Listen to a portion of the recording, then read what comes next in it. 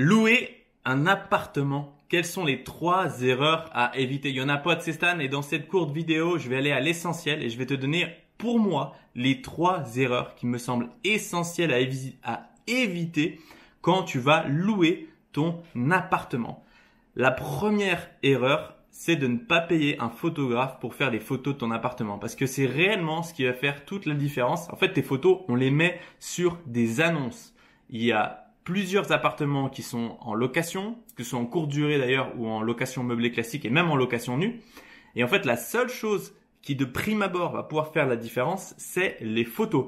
Avoir un photographe professionnel, ça te garantit des photos tip top qui vont réellement te mettre en avant devant toutes les autres annonces parce qu'aujourd'hui, il y a très peu d'investisseurs qui justement prennent le temps ou déboursent peut-être les 60-75 € qu'il faut payer pour avoir des photos de qualité. D'ailleurs, je te mets en description, tu as mon mail. Si tu es intéressé et que tu es en région lyonnaise, j'ai un photographe avec lequel je travaille, donc c'est 75 €. Si tu es un peu éloigné, je crois qu'il a un forfait déplacement à 25 €. Enfin bref, c'est la petite aparté. La deuxième erreur, en fait, c'est de ne pas louer en meublé. Pourquoi? Parce que fiscalement, c'est plus intéressant et parce que si tu loues meublé, tu peux louer plus cher. Donc voilà, renseigne-toi, la location meublée non professionnelle, c'est un régime fiscal qui est très avantageux, surtout lorsque tu débutes et que tu veux investir en nom propre et donc avoir une fiscalité, en fait, des loyers qui vont être annulés par l'amortissement, le coût de tes travaux et le coût, on va dire, global de ton bien immobilier. Et pour finir, la troisième erreur, c'est de ne pas avoir une description ultra détaillée. En fait, quand tu vas faire ton annonce sur, par exemple, Le Bon Coin, il faut que tu puisses répondre à toutes les futures questions de ton locataire parce que tu veux pas être dérangé pour rien.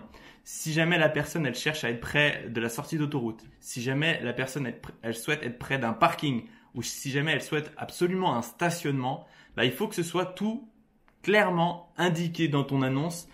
Pourquoi? Parce que vraiment, tu vas pouvoir filtrer et avoir que les locataires qui sont limite prêts à rentrer tout de suite dedans dans l'appartement. Il y a déjà des photos. Je te conseille même lorsque tu as une personne qui est intéressée, petite astuce pour gagner du temps, en fait de filmer intégralement tout ton appartement. T'héberges la vidéo sur YouTube en non répertorié.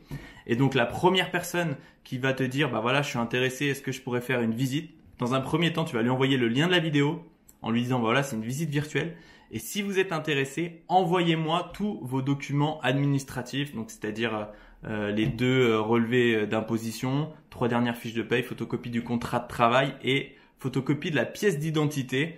Et donc toi, tu vas pouvoir savoir si ce locataire est pertinent sans même te déplacer. Et tu n'auras plus qu'à, si le locataire est bon, éventuellement faire la visite et valider que l'appartement lui plaît. Soit même, c'est ce que je fais personnellement, définir une date d'entrée d'état des lieux en lui disant voilà, si jamais l'appartement ne vous plaît pas, vous serez pas obligé de signer le bail. Mais vous avez vu la vidéo, vous avez vu les photos, l'appartement il est top, il n'y a pas de raison qu'il vous plaise pas. Voilà, j'espère que cette vidéo courte et vers l'essentiel t'aura plu. Si c'est le cas, n'hésite pas à t'abonner. Quant à moi, je te dis à très vite, à bientôt, bye.